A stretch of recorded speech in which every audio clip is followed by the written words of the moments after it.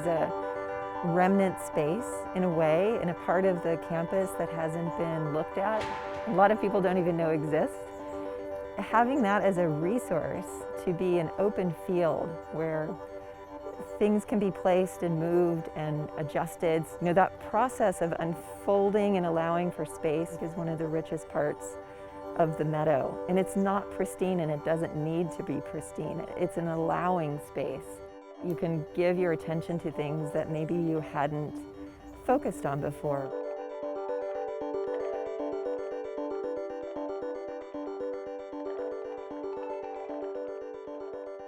My name is Janine Lentine, and I started teaching here in 2013. I have taught creative writing and contemporary practice, and all the work I've done here has just been essentially volunteer work, but I've always very much tied it to my teaching, and so it's just been this huge gift to be able to have a space like this. Having it available as a kind of studio, laboratory, refuge, it is a space for cultivating attention, for cultivating care, empathy, resilience. You can see all of these qualities playing out in a million scenarios all day long, all season long, and you can participate in them.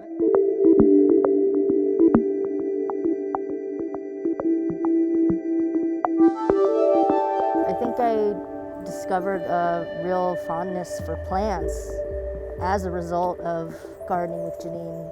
I think 2013 probably is when I first stepped foot in the meadow, and it was very barren at the start. And it was really rewarding to work from, I don't want to say nothing, because there was always remnants and traces of other people's projects that were kind of left abandoned. And sometimes we'd dig up in spots and find, weird things people had buried. And so there was always that type of relationship to the past that was always there. Yeah, I feel like the meadow changed me as a gardener in a lot of ways. Being at SFAI, it was like a place of community for me, a solace and a place to connect with plants and have a relationship with plants and learn from them in a lot of ways. This land here was just forgotten for so long, and only a few people really paid attention to it or cared for it. And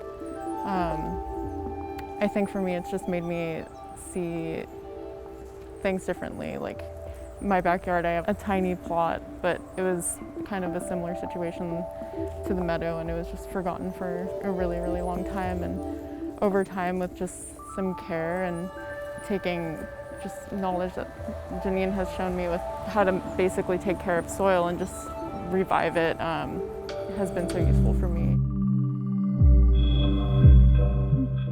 I've been able to take care of my own meadow, and Janine has given me lots of cuttings from here, and so I'm constantly reminded of this place, which is really nice. When you're really gardening and making it a community thing and sharing plants, it's this like beautiful thing where there's just lines of history in some ways, and that really shows here, especially when Janine talks about the apple tree or like the raised bed and everyone who's contributed in the past. Yeah, it's kind of like a living archive. All the hands that have touched this meadow and brought cuttings to and from, and I feel like because of its existence, it's able to capture and hold a lot of those stories. I think plants make really good company. They are able to capture pieces of your story in a way. They have a language, and it's almost like you get to tap into some hidden knowledge, a kind of intimacy. And I think that's incredibly valuable. I honestly feel like I'm a better person for it. It's almost like I had an outlet for my empathy that I didn't really know. I didn't know where to place it, or I didn't know if I could place it in these sort of certain ways. And plants really give me that opportunity to do that.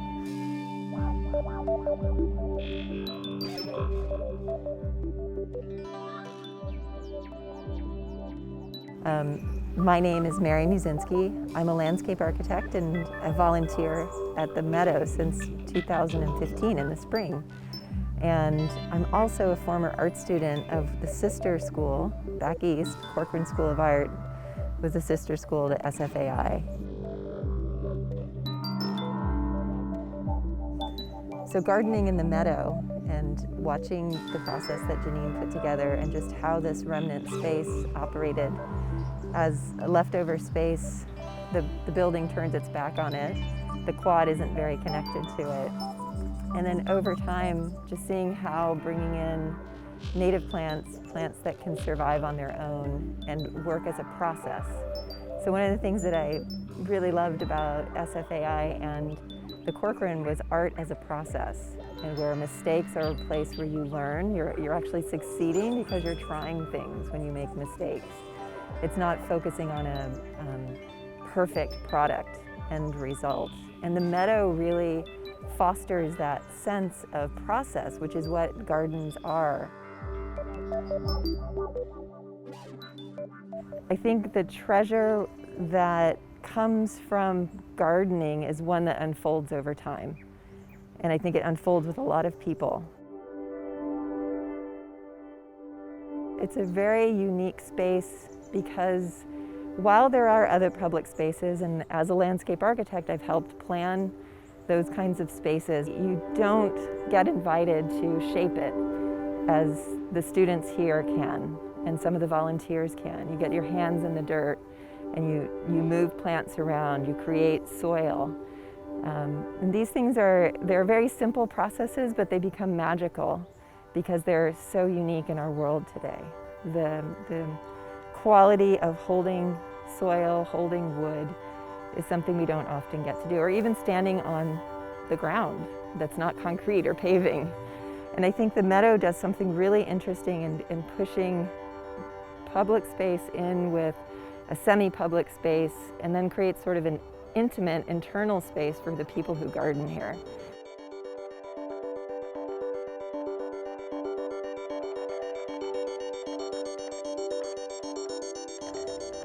The Meadow, you know, it's in the nature of a school that people move on from it. And I love the idea that someone takes something that they've learned here and they apply it in their own garden, or that they literally have houseplants or plants that they have through working in the garden.